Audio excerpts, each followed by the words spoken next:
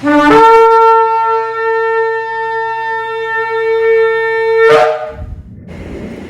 Shalom, esta es la congregación 20 Pilares del sector Candelaria en Arecibo, y esta que le habla es la Roa y la doctora Maritza Rivera, y venimos con una nueva parashá, la parashá número 6, Toldot. Toldot, que significa generaciones. Esta parashá la encontramos en el libro de Génesis, Bereshit, capítulo 25, versículo 19 al capítulo 28 y versículo 9. El nombre Toldot, que significa generaciones o descendencias en hebreo, simboliza la transmisión de la promesa y la fe a través de las generaciones de Yitzhak, y refleja cómo las acciones y decisiones de cada generación impactan en la siguiente, destacando la importancia espiritual de la herencia, la fe y la providencia divina.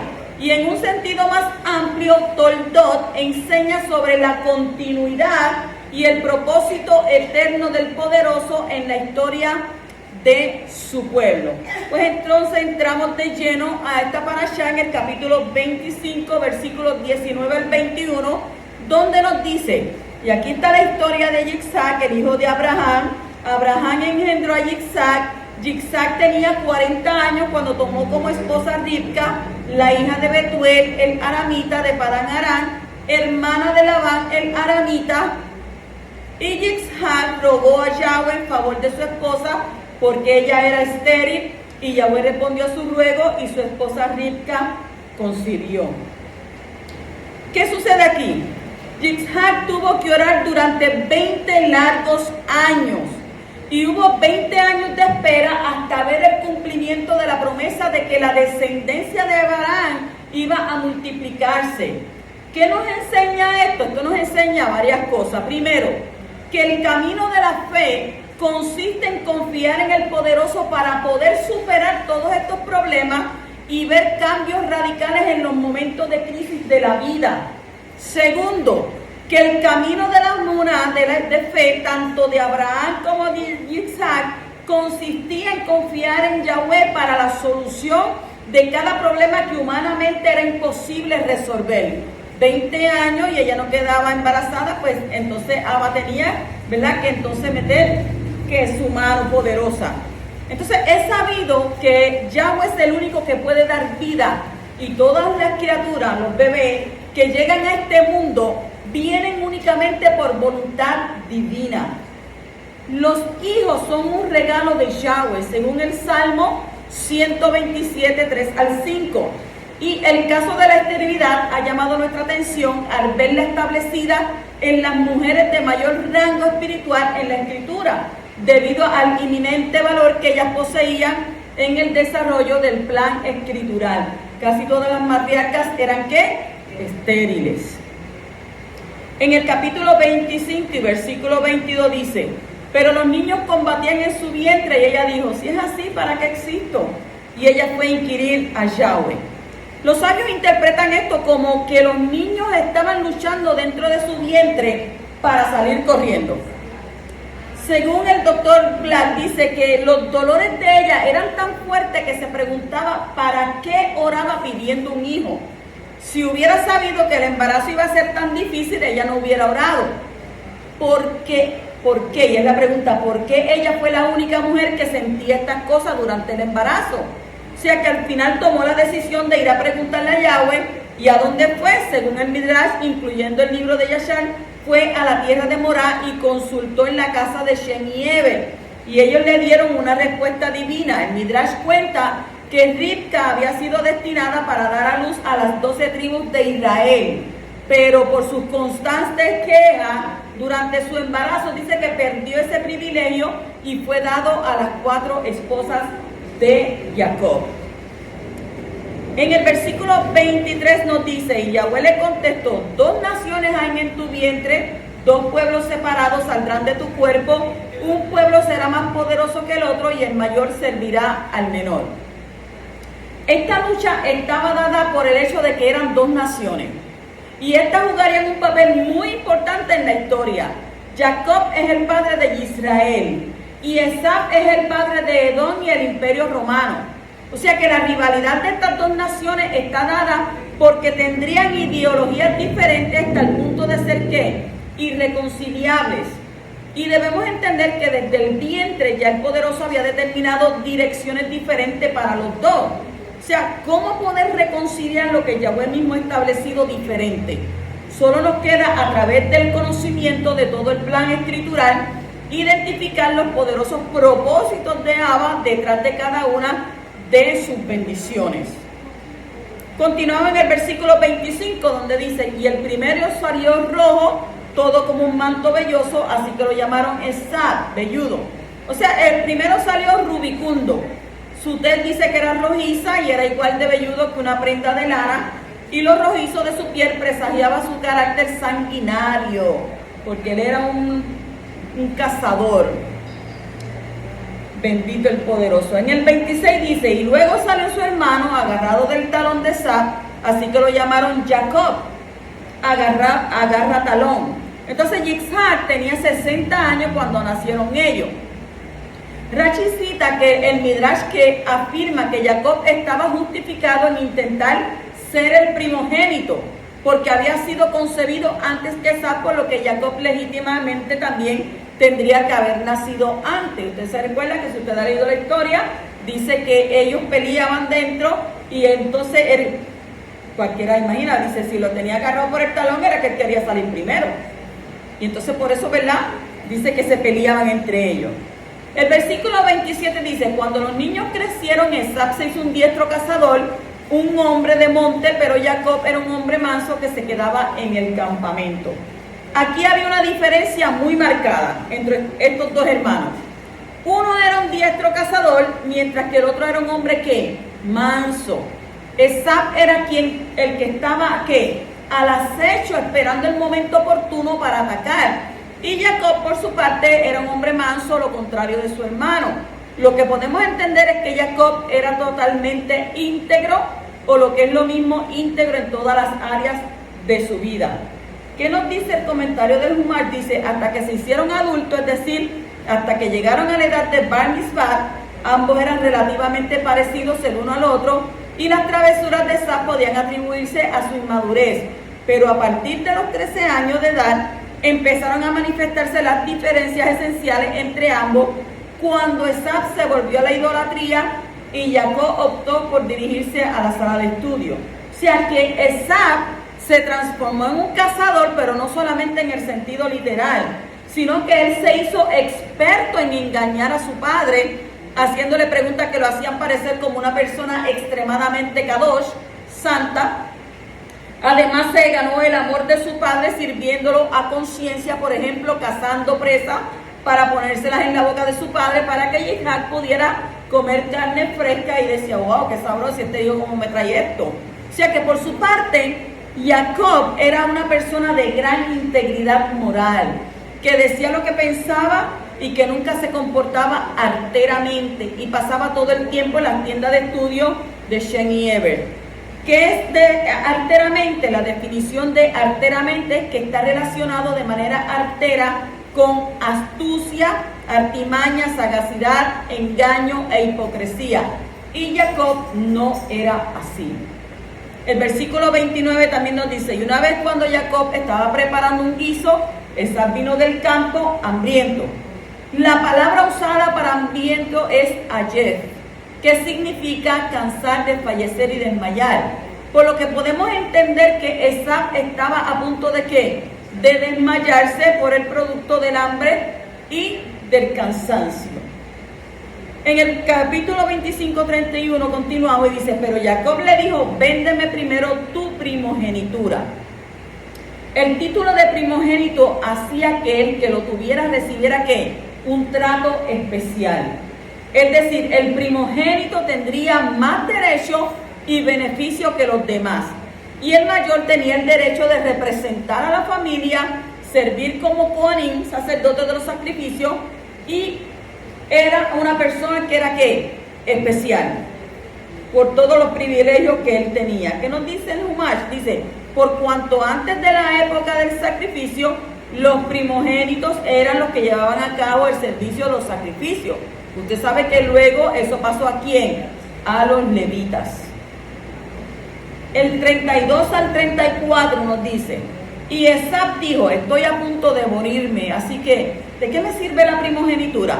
Pero Jacob dijo, júrame primero, de manera que él le juró y le vendió su primogenitura a Jacob. Y Jacob entonces le dio a Esab pan, leche y guiso de lenteja, y este comió y bebió. Luego se levantó y se fue, y ahí Esab menospreció su primogenitura. Cuando las cosas están bien, todos son fieles a Yahweh y a su palabra. Pero en los momentos difíciles, en donde se observa de qué está hecha ahí mismo es que nosotros sabemos quién es la persona, cómo se comporta la persona. Y es ahí precisamente donde los frutos reales salen a la luz.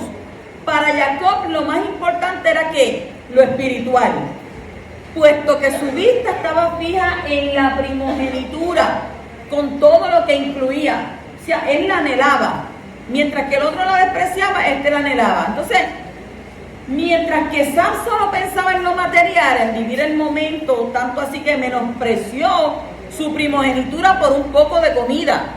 O sea que la palabra usada para menospreciar es basar, que significa desestimar, despreciar y tener en poca estima. O sea, menospreció y es algo vil.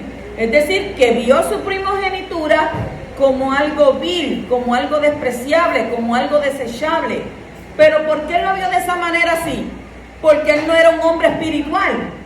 Porque si hubiese sido un hombre espiritual, estudioso de las Escrituras, él sabría que lo que él tenía en sus manos era ¿qué? Un tesoro. Un tesoro con muchos privilegios, que es lo que tiene el primogénito. Pasamos al capítulo 26, versículo 2, donde nos dice: Yahweh se le había aparecido y le había dicho, no bajes a Misrayim, a Egipto, quédate en la tierra que yo te señalo. Debido a la hambruna, Yitzhak decidió bajar a Egipto, como lo hizo ¿quién? Abraham, su padre. Pero Yahweh se lo impidió.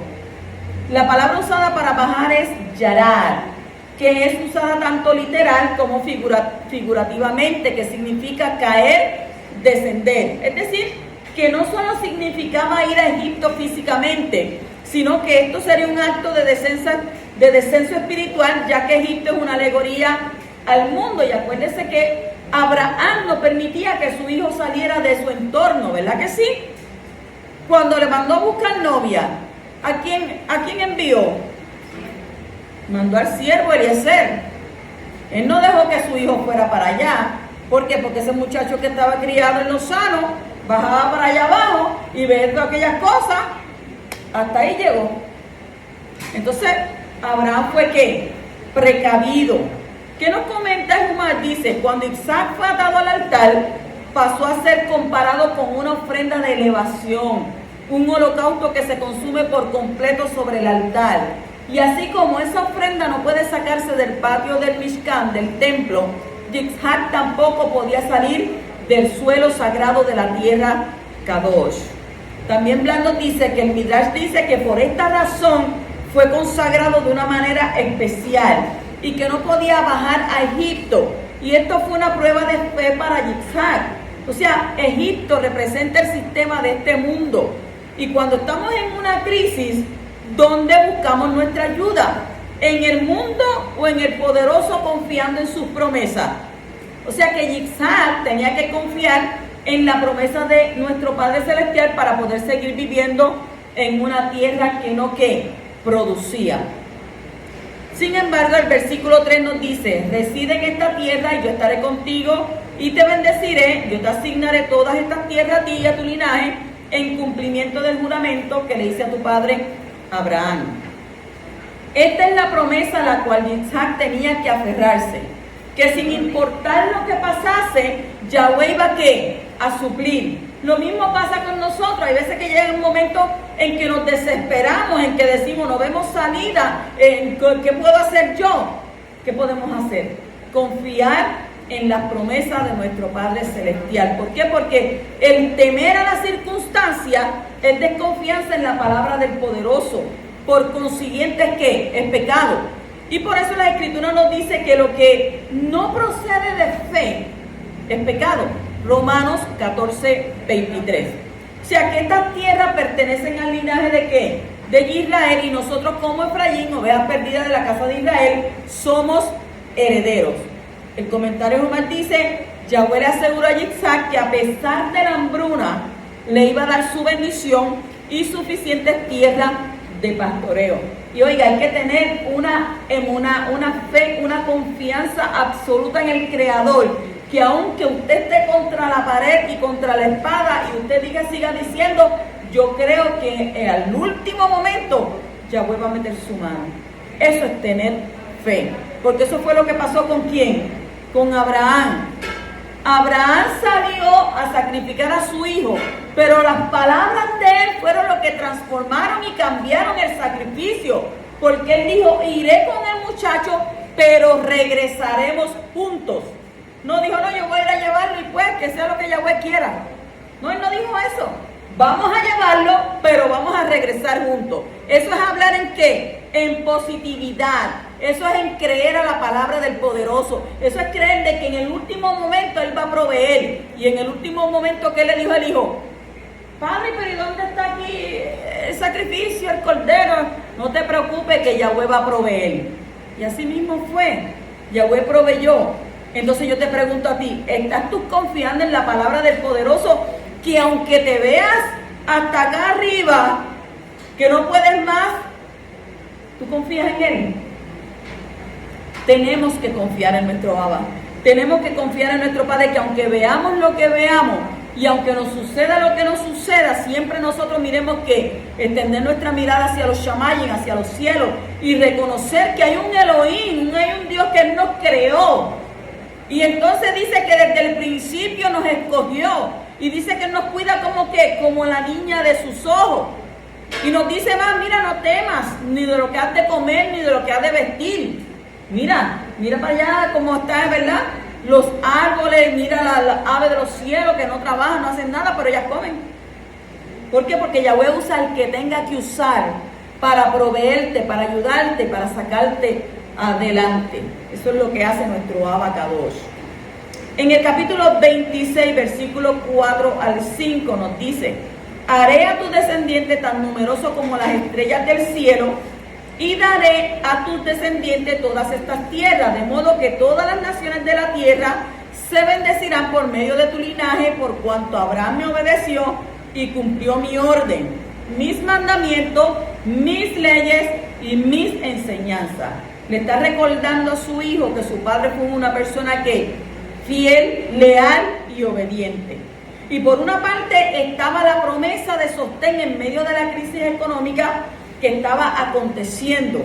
Y por otra, la fidelidad de Abraham como garantía del cumplimiento de la promesa en Yitzhak, de ser un pueblo que numeroso. Y Abraham es un hombre de ¿qué? Era un hombre de emuná, era un hombre de fe, pero era un hombre de fe debido a ¿qué? A su obediencia. O sea, la Torah nos dice a nosotros, la Escritura nos dice que es mejor la obediencia que el sacrificio. Porque ¿de qué te vale que te mates haciendo 20 cosas, haciendo obras y no eres obediente a su palabra? El versículo 8 dice, cuando pasó algún tiempo, Abimelech, rey de los filisteos, mirando por la ventana, vio a Yitzhak acariciando a su esposa Rebeca, Ribca. Yitzhak tuvo el mismo miedo que su padre, así que lo evadió de la misma manera, porque dijo que Ribca era ¿qué? Su hermana, para así poder preservar su vida. Pero la verdad siempre sale a la luz. Dice la Torá, no hay nada encubierto que no haya de salir a la luz, porque todo está al descubierto ante los ojos del poderoso. ¿A dónde me esconderé de tu presencia? Si donde quiera que me esconda, ahí tú me ves. En el fondo del mar, detrás de una piedra, en un lugar donde sea, ahí tú me vas a ver. O sea, el comentario de Umar dice, con el tiempo, al ver que nadie los importunaba, Yitzhak dejó ¿qué? Dejó de esforzarse por ocultar su verdadera relación con Rebeca, con Ribca, y empezaron a comportarse como marido y mujer, de tal forma que el indiscreto Abimelech pudo observarlo y se dio de cuenta. El versículo 10 de ese capítulo 26 nos dice, y Abimelech dijo, lo que nos has hecho. O sea, él estaba ahí como que, wow, pero él te dijo que era la hermana y mira lo que está haciendo. Alguno del pueblo pudo haberse acostado con tu esposa y tú habrías traído culpa sobre nosotros. ¿Qué nos explica hablar? Dice, hay dos tipos de culpa, personal y colectiva. Colectiva es un montón de gente. Cuando un individuo peca, es responsable de su propio pecado, de su propia transgresión delante del poderoso. Ahora, los pecados de ese individuo, no se cree que eso queda ahí, también afectan el colectivo al cual pertenece, a su familia, a su ciudad, a su congregación, a su nación. Si los líderes del colectivo no condenan el pecado del individuo cuando es revelado, vendrá entonces el juicio sobre todo el colectivo por ese pecado individual. Entonces hay un ejemplo de esto en el caso de Ahán en Josué, capítulo 6 y 7 y 1 Corintios 5. Así que la culpa colectiva es producida por las culpas personales no propiciadas de los individuos del colectivo, que no son juzgadas y condenadas por el liderazgo del colectivo cuando son manifiestas. O sea que la culpa colectiva también es producida por los pecados cometidos por líderes que son representantes del colectivo o por todo el colectivo. Y cuando hablamos de colectivo, le expliqué, es toda la asamblea, toda la gente. Entonces, ¿qué sucede? El rey estaba claro de que cualquiera que tomara Ribca ocasionaría juicio sobre la nación. O sea, quiere decir que conocía cómo Yahweh había herido a Faraón por causa de la esposa de Abraham, según el libro de Génesis, Bereshit 12:17. Y también cómo su padre fue advertido cuando estuvo a punto de hacer lo mismo, según Génesis, Bereshit 23 al 7. Continuamos en el capítulo 26, 12 al 14, seguimos en ese capítulo. Yitzhak sembró en aquella tierra y cosechó el 100 por 1 el mismo año. Yahweh lo bendijo y el hombre se volvía cada vez más próspero hasta que se hizo completamente rico. Adquirió rebaños y manadas y una familia grande, de modo que los filisteos lo envidiaban. La obediencia siempre trae bendición. Yitzhak obedeció a Yahweh al no ir a Egipto y fue grandemente bendecido. ¿Ve? Entonces Abba te habla y te dice, mira, no puedes ir allá, no puedes bajar allá porque vas a tener, no, yo voy. Eso es la mente mía que me está hablando. No, eso es que me está diciendo. Pero yo voy a tomar, ¿qué? Mi propia decisión. Pero la Escritura dice que engañoso es el corazón más que todas las cosas. No podemos dejarnos llevar, ¿por qué? Por lo que llega a nuestro corazón.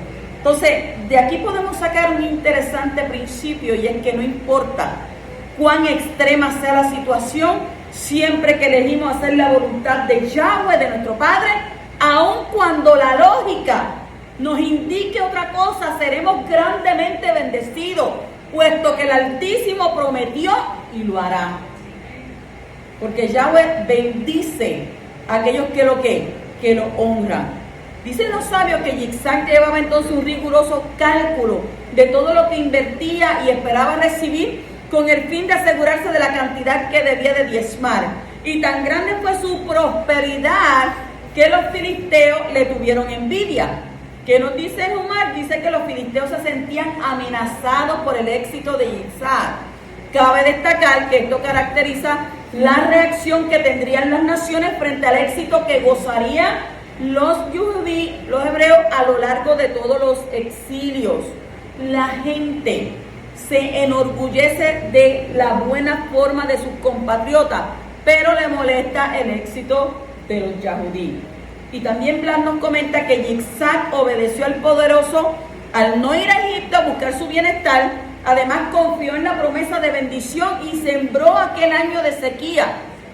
Imagínense que usted sabe que hay unos tiempos en Puerto Rico que es de sequía tremenda. Y usted no, yo voy a sembrar ahí y la tierra ahí toda cuarteada. Y usted la ve, a ver, esa tierra está cuarteada. Ah, pues está bien que está cuarteada porque ahí usted le echa la semillita y ya no tiene que hacer hendidura. Y le echa agua. Eso es tener ¿qué? Confianza.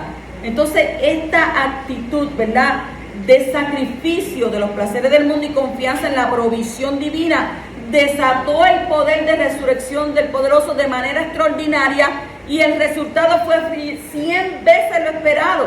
O sea que esto concuerda con las palabras de nuestro maestro Yahshua Mashiach en Marcos Mordejai, capítulo 10, versículos 29 al 31, donde está escrito: Yahshua dijo, en verdad os digo, no hay nadie que haya dejado casa o hermano o hermana o madre o padre o hijo o tierra por causa de mí y por causa de qué, del evangelio, de la escritura, que no reciba qué, 100 veces más ahora en este tiempo, casa y hermano y madre, hijo, tierra, junto con persecuciones y el siglo venidero, la vida eterna. Pero muchos primeros serán últimos y los últimos serán primeros. O sea que el maestro dijo que se recibe esta recompensa junto con ¿qué? Con persecuciones. Y esto fue precisamente lo que pasó con nuestro padre Yitzhak. Bendito el poderoso. El versículo 15 al 16. Y dice, y los filisteos cegaron todos los pozos que los servidores de su padre habían cavado en los días de su padre Abraham, llenándolos de tierra. Y Abimelech le dijo a Yitzhak, sepárate de nosotros porque te has vuelto demasiado grande para nosotros. Estaban ellos envidiosos.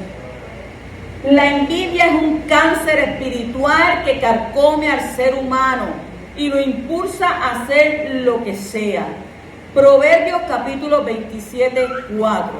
Y este sentimiento hizo que los filisteos cegaran los pozos que servían de sustento a Yitzhak. Y esto quebrantó el pacto entre Abraham y Abimelech.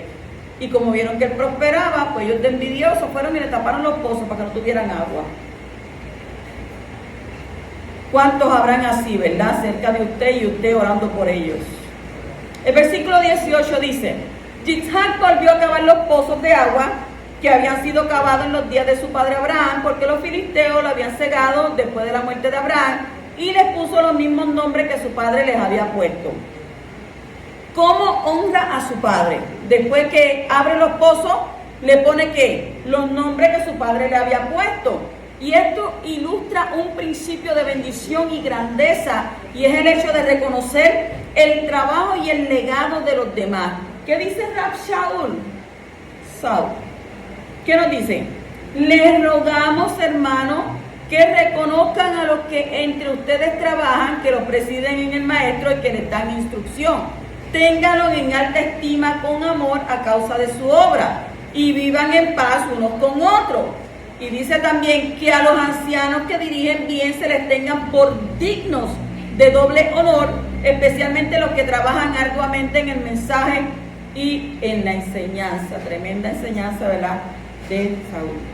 El 20:22 dice, entonces riñeron los pastores de Gerar con los pastores de Yitzhak diciendo, el agua es nuestra. Y por eso él llamó el pozo Esek, porque habían reñido con él. Cavaron otro pozo y también riñeron por él. Por eso lo llamó Signá. Y se trasladó de allí y cavó otro pozo y no riñeron por él. Por eso lo llamó Rehobot.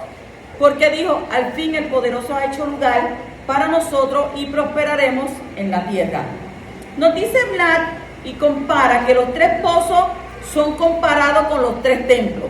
En los 2 primeros templos dice hubo ¿qué? Hubo riña y fueron destruidos. Pero el tercer templo permanecerá durante todo el reino mesiánico. Y también podemos destacar el hecho de que la Torá dice que el tercer pozo fue cavado por Yitzhak, no por sus siervos. Entonces esto afirma lo que enseñan los profetas, que el tercer templo no será construido por los siervos del Mashiach, como lo fueron los 2 primeros, sino por él mismo. O sea que también aprendemos acerca de la importancia del esfuerzo individual, y si dejas que otros te hagan pozos, vas a tener problemas y riñas en tu vida. Tú mismo necesitas entrar en las profundidades, buscar al poderoso hasta encontrar agua viva y así tener libertad para prosperar. La Torá dice, boga mar adentro, no te quedes ahí en la orilla. O sea que aquí no hay escapatoria. Por favor, no descuides tu vida de oración y de estudio de las escrituras, de la Torá. ¿Por qué? Porque otros no van a poder hacerlo por ti. Tú mismo tienes que arrodillarte a solas delante de Abba y tomar el tiempo para el estudio de la escritura para ser una persona que libre y próspera. Para obtener la bendición de los padres hay que cavar hondo. Si tú no lo haces las cosas por ti mismo, nadie las va a venir a hacer.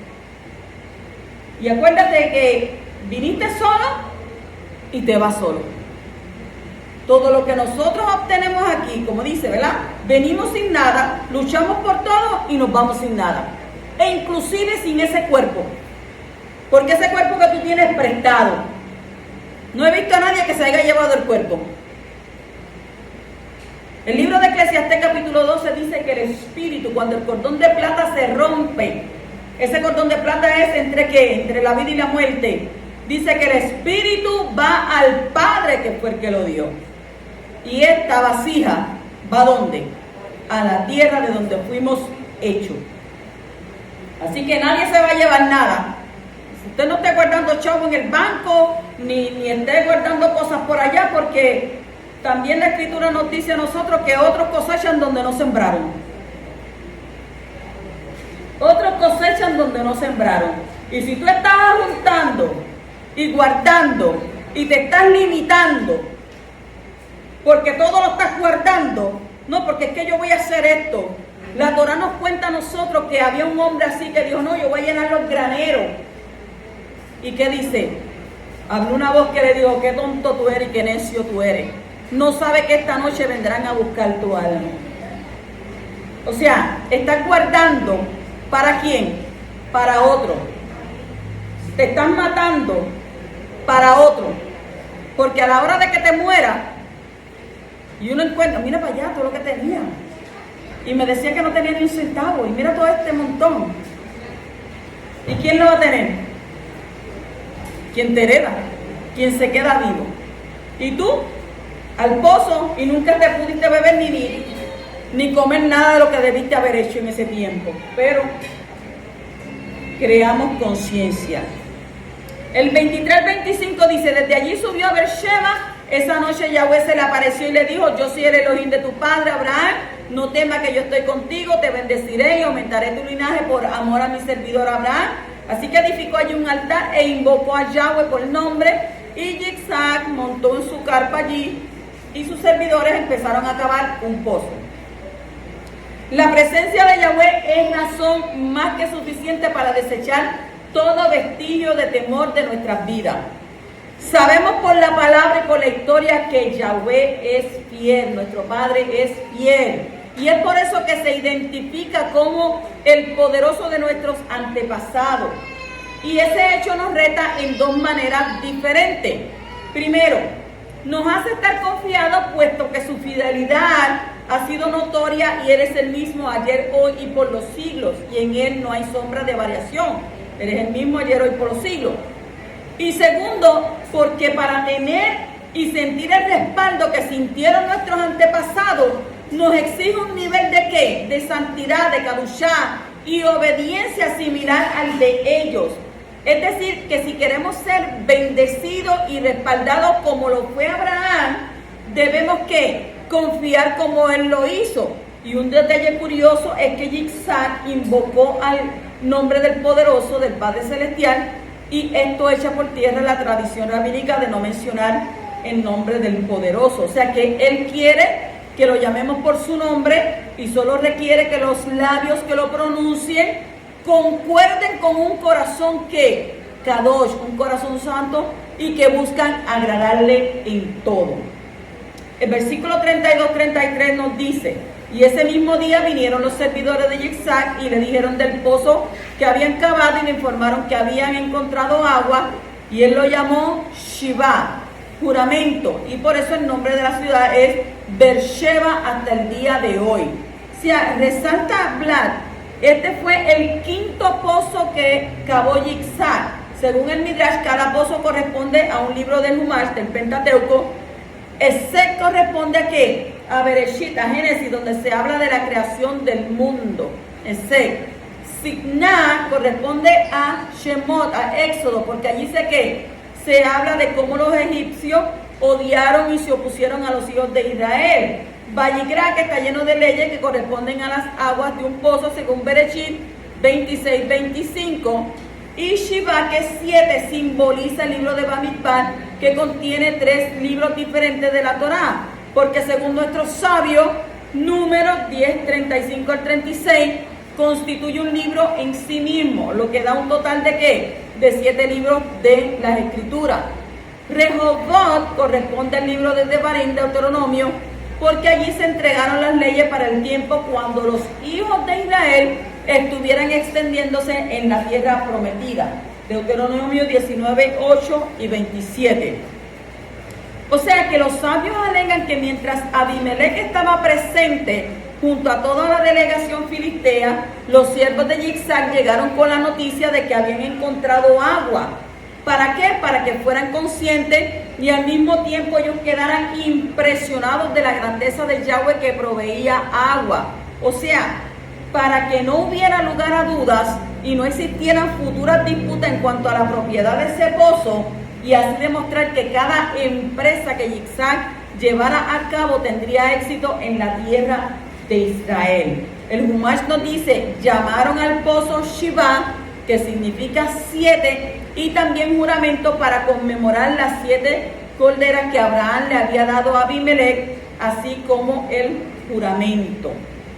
El versículo 35 de ese capítulo 26 dice, y ellas fueron un motivo de amargura para Yitzhak y Ribka. La palabra usada para amargura es ruach, que significa espíritu, aliento, ira, ánimo, por lo que entendemos que esta amargura es entendida como aflicción de espíritu, o lo que es lo mismo, era provocando a ira, enojo y amargura a Yitzhak y a Ribka. ¿Qué nos citan? Dice Rashi, dice que fueron contrariedad o rebelión de espíritu para Yitzhak y Ribka, y el Talmud también dice que se rebelaron contra Yitzhak y Ribka, o sea, Yitzhak y Rebeca. El esposo es mencionado aquí como que, primero, por ser que cabeza en el matrimonio, y al mencionar la esposa primero, como se hace en algunas culturas, no se está dando el lugar correspondiente al varón en relación con ella, y es una falta de respeto al orden divinamente establecido. Sabemos que es nuestro padre, su hijo Yeshua, y luego viene ¿qué? El marido, el hombre. Se supone que en los hogares de creyentes, esto no puede estar invertido. Abba Kadosh, su hijo y el marido. Y si eso está invertido, usted está mal como varón. Porque la escritura dice que la mujer tiene que ¿qué? Someterse a su marido. Y en la que no quiera someterse a su marido, que es soltera. Pero si usted es creyente, dice la escritura que el esplendor es de ¿quién? Del marido. Y entonces nos dice más, porque él no fue el que pecó, la que transgredió fue ella. Y entonces la mujer tiene entonces ¿qué? Dice en el libro de Corintios, es el esplendor del marido. Pasamos entonces al capítulo 27 y versículo 1 al 2, cuando dice, cuando Yitzhak llegó a viejo y tenía ya los ojos muy débiles para poder ver, llamó a su hijo mayor Esab y le dijo, hijo mío. Él respondió, aquí estoy. Y él dijo, ya yo estoy viejo y no sé cuándo pueda morir. La expresión ojos débiles es una manera de decir que estaba casi ciego o que estaba perdiendo ¿qué? La visión. Nos dice que Yitzhak ya tenía que edad 123 años. Le faltaban todavía 57 años hasta el día de su muerte. Y esto significa que Esab y Jacob entonces tenían 63 años. Como su madre Sara había muerto de repente a los 127 años, Yitzhak pensaba que a lo mejor tendría más o menos la misma edad y por esto tomó las medidas preventivas por si acaso. ¿Qué nos dice Rambam? Dice que su ceguera no era más que una manifestación natural de su ancianidad. Y así como la vista de Jacob también comenzó a debilitarse ¿en qué? En sus últimos años. El 3 al 4 nos dice, toma tu equipo, tu aljaba y tu arco, sal al campo y cázame alguna presa. Luego prepárame un plato de los que me gustan y tráemelo para comer, para ayudarte mi más ferviente bendición antes de morir. El hecho de solo pensar que su muerte podía ser de un momento a otro, lleva a Yitzhak a dejar de postergar su bendición a su primogénito. O sea, todo parece indicar que Esab había logrado engañar a su padre, dándose la imagen del más fiel de los hijos. Esab mantenía contento a su padre, como ya se ha visto, al traerle ¿qué? Carne para su comida. Por eso Yitzhak le pide que le haga un plato como le gustaba. Es decir, que lo honraba ¿con qué? Con comida. Y algunos sabios sostienen que Yitzhak estaba tratando de que su hijo cumpliera el mandamiento, el mitzvah de honrar a su padre. Y otros sostienen que estaba pidiendo un sacrificio, puesto que la mesa era comparable con un altar donde se preparaba la comida a través de un degollamiento ritual. Cualquiera sea la interpretación, el hecho es que Yitzhak le daría a su hijo su más grande bendición, fuera como fuera. O sea que la palabra usada aquí para bendición es barak. Barak, que entre otras significa bendecir con abundancia. Es decir, que la bendición que éste le daría a su hijo era la mayor de todas las bendiciones posibles que podría percibir o recibir. El 9 al 10 nos dice: ve al rebaño y escógeme 2 cabritos de los mejores, y yo prepararé con ellos un plato para tu padre de los que le gustan, y después se lo llevas a tu padre para que te bendiga antes de que muera. Aquí Rivka conocía el decreto de Yahweh sobre sus hijos, y es por eso que decide crear este plan para que Jacob recibiera la bendición. Y personalmente creo que Rivka conocía a profundidad a sus hijos y sabía lo que había en sus corazones.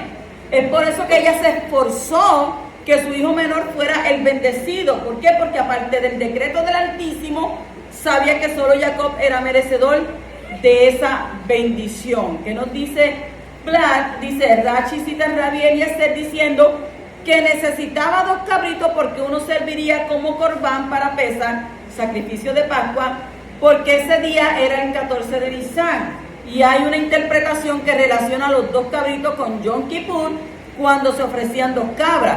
He aquí otra relación entre Pesach y Yom Kippur, según el libro de Yohanan de Juan, capítulo 1, el versículo 29 y el versículo 34. En el versículo 12 de ese 27 dice: si mi padre me toca, quedaré por tramposo delante de él, y me conseguiré una maldición en vez de una bendición. Jacob temía ser descubierto por su padre, porque ¿cuál era la diferencia? Esab era peludo y Jacob era lampiño, y el padre se iba a dar de cuenta. O sea que los sabios comentan que Jacob no temía que su padre le reconociera la voz, puesto que o bien tenía una voz parecida o Jacob podía imitar la voz de su hermano. El hecho de ser descubierto podría implicar recibir una maldición en lugar de una bendición. O sea que el mismo texto resalta que la intención original de Jacob no era engañar a su padre. De este texto la teología moderna toma el apelativo engañador para la persona de Jacob, pero la realidad del término Jacob es el que toma por el talón. Ok, continuamos, versículo 15 al 16 del capítulo 27. Dice: luego Rebeca buscó las mejores ropas de su hijo mayor, Esab, que había en la casa, e hizo que su hijo menor, Jacob, se las pusiera y le cubrió los brazos y la parte de las viñas de su cuello con las pieles de los cabritos. ¿Qué hizo Rebeca? Rivka hizo todo lo posible para que el engaño fuera ¿qué? Efectivo. ¿Qué nos resalta hablar? Dice, el Midrash cuenta que Esab tenía las mejores vestiduras en la casa de su madre para poder usarlas en los momentos cuando visitó a su padre. Y Esaú se destacaba por su respeto a su padre, y por eso su descendencia fue tan bendecida y llegó a ser el ancestro de un gran imperio que ha durado ¿qué? Miles de años. Si Rebeca no hubiera engañado a su marido, el poderoso habría arreglado la situación de mejor manera para que su promesa se cumpliera. Y ahora que ella quiso ayudar al poderoso de manera ilícita, ¿trajo qué? Trajo mucho sufrimiento innecesario, tanto sobre ella misma como sobre su familia. O sea que Yahweh no necesita de nuestras maquinaciones para cumplir sus promesas. Necesita de nuestra fidelidad, de nuestra honradez, y las mentiras y los hurtos no traen prosperidad, sino que traen ¿qué? Maldición. En el 22 dice: así que Jacob se acercó a su padre Isaac, lo palpó y dijo: la voz es la de Jacob, pero los brazos son los de Esab. O sea, él estaba bien del oído, donde él estaba mal era de los ojos. Por mucho que se disfrace una mentira, al final siempre algo lo delata. Yitzhak reconoció que la voz no correspondía con la apariencia y de la misma manera que lo externo no dice mucho de lo que hay en el corazón. O sea que de manera antagónica el rabino Saúl habló acerca del carácter de los hombres en los postreros tiempos, que tendrían apariencia de ¿qué? De piedad, pero que en el fondo la negarían, segunda de Timoteo capítulo 3 y versículo 5. Al igual que Yeshua enseñó acerca de los falsos profetas que vienen vestidos de ovejas, pero por dentro son ¿qué? Lobos rapaces, según Mateo 7:15. Y solo que en este caso sucedía lo opuesto. El comentario nomás explica la afirmación de que la voz es la voz de Jacob. Se refiere a la forma agradable en que hablaba, puesto que Jacob lo hacía con suavidad. Además, Jacob invocaba que el nombre del cielo. ¿Qué dice Vlad? En el Talmud está escrito, la voz de Jacob, este es el grito causado por el emperador Vespasiano, que en la ciudad de Betar mató a 400,000 miriadas, como dicen algunos, 4,000 miriadas. Las manos son las manos de Saúl. O sea que este es el reino de Roma, que ha destruido nuestra casa y quemado nuestro templo y nos ha expulsado de nuestra tierra. Y otra explicación es la voz de Jacob. Ninguna oración es eficaz si la semilla de Jacob no está involucrada. Y las manos son las manos de Saúl. Ninguna guerra tiene éxito sin la participación de la semilla de Saúl. El 27 nos dice, y él se levantó y lo besó y olió su ropa y lo bendijo diciendo, el olor de mi hijo es como el olor de los campos que ha bendecido Yahweh. Vlad comenta, el olor estimuló a Yitzhak para que el Ruach HaKodesh, el espíritu de profecía, pudiera venir sobre él. Para poder profetizar, el alma debe estar en un estado de ¿qué? De alegría. Yahweh ha creado varios medios para alegrar el alma y los buenos olores son algunos de esos medios. Y otros estimulantes son los sonidos de instrumentos bien tocados, como en el caso del profeta Eliseo, segunda de Reyes 3:15. O sea que el poder del Espíritu también puede ser desatado por un saludo de alegría y amor, como en el caso de María, cuando saludó a quién, a Elisheba, según Lucas capítulo 1, versículo 41 y el 38 también. El comentario de Humás agrega, Isaac percibió que el hijo que estaba frente a él irradiaba una santidad, una kadusha tan intensa que incluso sus traidores eran personas ejemplares. Y eso alegró tanto a Isaac que esa misma inmensa dicha permitió que la Shehinah de profecía se posara sobre él. Versículos 28 y 29. Dice que el Elohim, que Dios, te dé del rocío del cielo y de la abundancia de la tierra, abundancia de grano y vino nuevo, que los pueblos te sirvan y las naciones se postren ante ti. Sé el amo de tus hermanos y que los hijos de tu madre se postren ante ti, y malditos sean los que te maldigan y benditos sean los que te bendigan. ¿Qué podemos ver aquí? Podemos ver esta bendición en tres áreas diferentes. Primero, bendición económica expresada en las palabras rocío del cielo, abundancia de la tierra, abundancia de grano, de vino nuevo. Segundo, en autoridad espiritual expresada en las palabras, los pueblos te sirvan, las naciones se postren ante ti, amo de tus hermanos, y los hijos de tu madre se postren ante ti. Tercero, el respeto de Yahweh expresado en las palabras, malditos sean los que te maldigan y benditos los que te bendigan. Entonces, él tenía que él recibió una bendición profética sobre él, la cual iba a ser una bendición sobre ¿quién? Sobre su hermano. Pero, ¿qué sucedió? Él le robó la bendición. Todo el mundo dice que le robó la bendición. Él no le robó ninguna bendición. El hermano se la vendió. ¿Cuándo se la vendió? Cuando él hizo ¿qué? Cuando él vino hambriento, esmayado, dicen aquí en la isla, esmayado, vino hambriento. Y cuando él vino hambriento, ¿qué fue lo que pasó? Ay, dame de eso que tú estás comiendo, porque dice que él cocinaba. ¿Ves? Jacob cocinaba, y cuando Jacob cocinaba, dice que ese olor impregnó todo su ser. Y él que venía cansado del campo, tratando de cazar, y al recibir eso, el otro fue más astuto. Ahora es que, si tú, ¿verdad?, me vendes tu primogenitura, pues yo te voy a, ¿qué? Yo te voy a dar. Y él la vendió. Y se lo juró. Por tanto, no podemos decir que él le robó. Él no le robó nada a nadie. Su propio hermano voluntariamente se la cedió. Porque cuando se levantó de la mesa, de la silla de la mesa, ¿y qué dijo? ¿Y para qué quiero yo una primogenitura? ¿Para qué me sirve eso? Pues él la despreció, como dice la Escritura.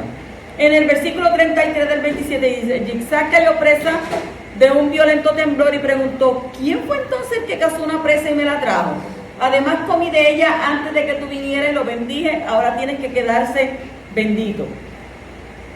Eso tenemos que decir, bendito. El comentario de Jumar dice: la presencia de el Gedeón acompañado a Isaac hizo que Isaac se diera cuenta de que todo el tiempo lo había engañado y que Isaac era verdaderamente malvado. Y esto hizo que Isaac se estremeciera ante la posibilidad de que la visión fuera a significar que Isaac fuera castigado por haberse dejado engañar a tal extremo. Y un detalle a tener en cuenta en este versículo es cuando Isaac dice: lo bendije, ahora tiene que quedarse bendito. O sea, no iba a echar para atrás la bendición que le había echado al hijo. Y yo entiendo que él tenía que saber quién era el que estaba ahí. Los padres conocen sus hijos.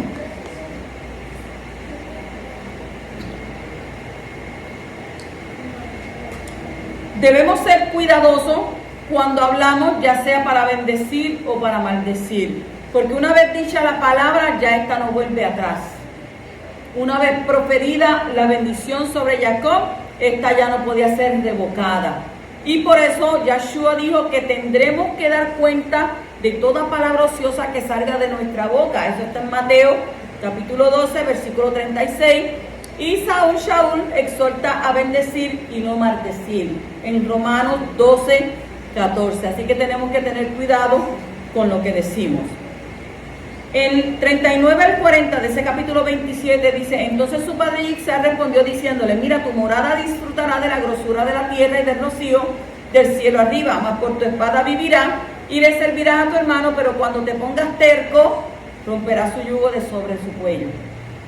El hecho de vivir por su espada denota que solo podía o podrá vivir de acuerdo a sus propias fuerzas.